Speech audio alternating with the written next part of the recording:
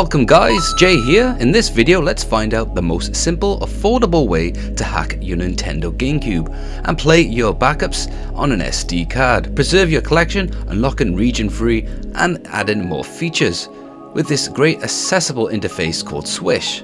There are multiple ways about hacking your Gamecube, which I'll go later on in this video, but with this SD card Pro adapter with the GameSafe hack method, preserving access to your disk drive with simple plug and play is currently making my favorite way about getting this job done.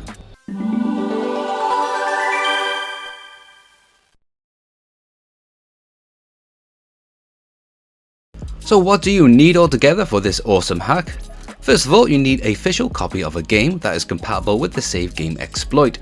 More on compatible game list coming up. In this example, I've got my copy of Zelda Wind Waker.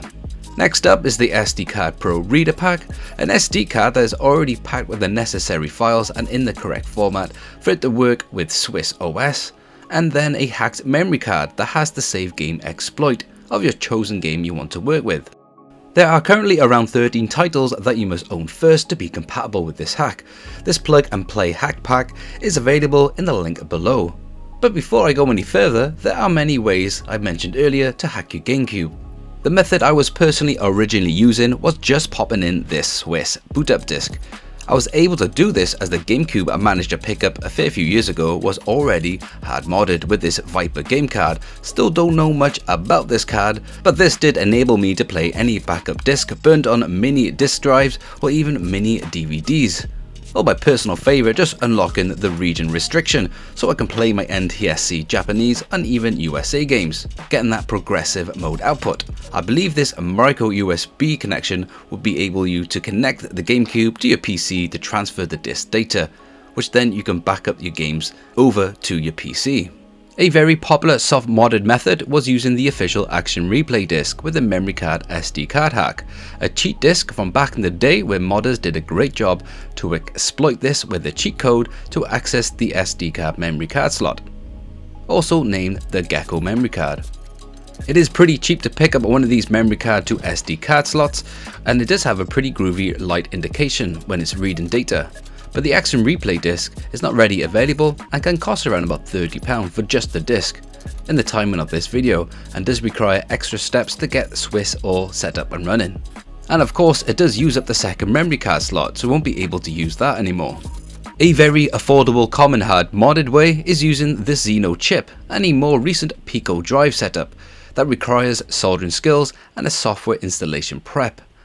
I am currently in the process of reviewing the Cube ODE, which is a clone of the GC loader, which did require originally some soldering skills, but this one is a plug to the main board, which replaces the disk drive altogether with an SD card reader.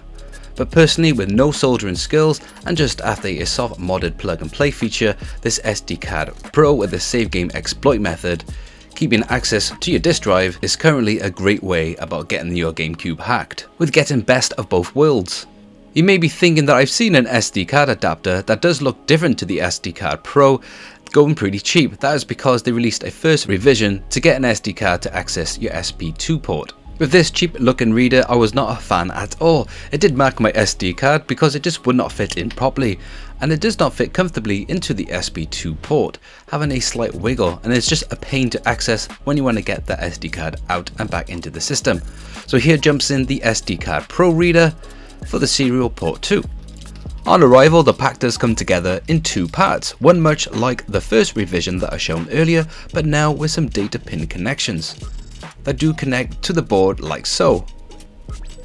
It does have a nice sturdy built finish with this board, and the SD card slot now has a lovely clicky connection with higher quality build.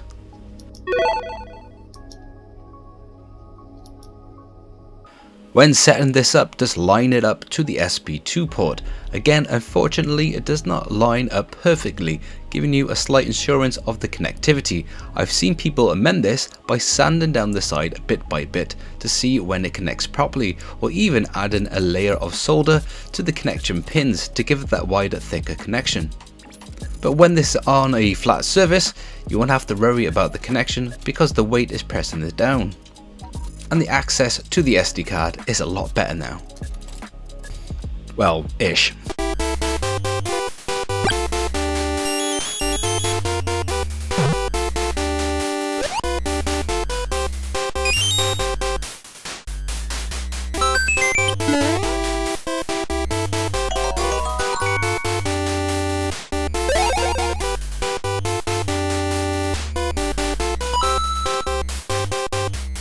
Before we go any further, as mentioned earlier, there are currently around 13 titles that you can use the save game exploit with, in which range from a fast boot up to swish or a slow boot, the slowest taking around about just over a minute for Pokemon Colosseum.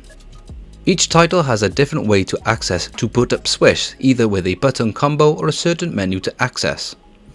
The simplest titles to boot up into Swiss would be Zelda Wind Waker or Twilight Princess by just pressing start or the A button when the game loads up. But for us PAL console owners, Mario Sunshine just takes 5 seconds to boot up, making it the tippy top method for you to boot up into Swiss with no button inputs at all. But bear in mind, all these titles mentioned on this list can be used on every region console except for that Mario Sunshine, and each title has a price range in case you already don't own one and are looking to pick one up to complete this mod kit. I have to mention, of course, I didn't compile all these hacks myself, but the list was created by a few modders and was compiled all together by the website and the guys over from GC Homebrew, so a big thanks to them. After purchasing your mod kit, on the product page itself, you will find the information that you need to register, so then RightSprite can send you the right memory card with the right save game exploit. Simply just add your full name and the order number that was sent to you after your purchase straight to your email. And that's it, and just to mention, it does come with the latest version of Swish that is currently available in the timing of this video. For the example of this video, I'm using Zelda Wind Waker, which takes just under 17 seconds to boot, which is pretty nice.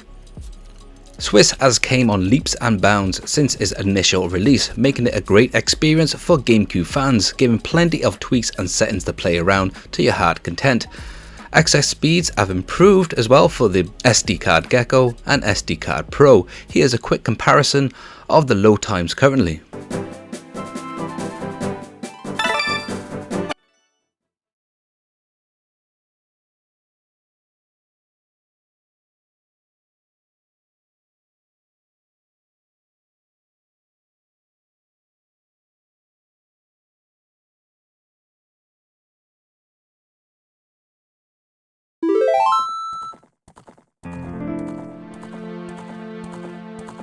As you can see, the SD card Pro wins. That faster speed is across the entire experience, like booting up games and navigating around the Swiss interface. One thing to mention, is not a perfect experience. I do find that the reading and load speeds are quicker than the original disk method, but the stability is not quite there. But personally, the problem I've experienced is with some choppy video playback, as you can tell with this example.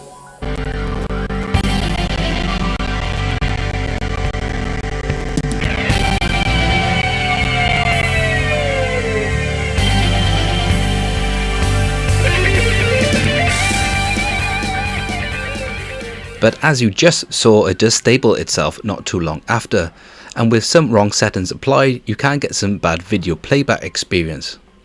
The compatibility is not 100%, but it is almost, and is very impressive compatibility list, especially when you compare it to other consoles with SD card hacks.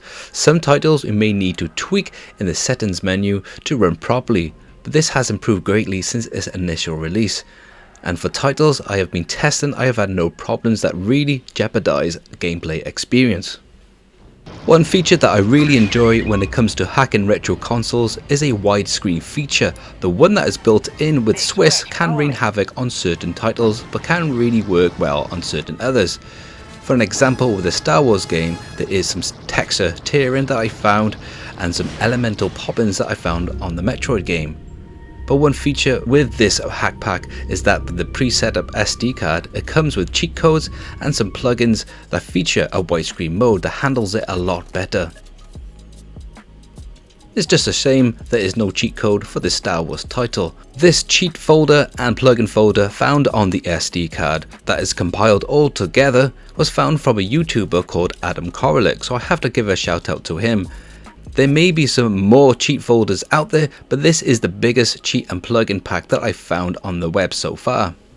I find cheats a great bit of fun and really add to this experience. It also is packed with an app called CD Rip, where you can back up your own discs and put them on the SD card.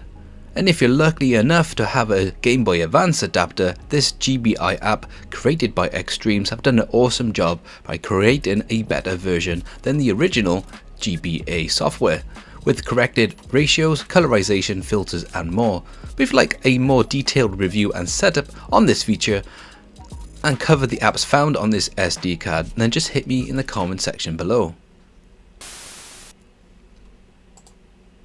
This simple hack method that is affordable and preserves access to your disk drive with tons of support via Swiss gives your GameCube a great lease of life.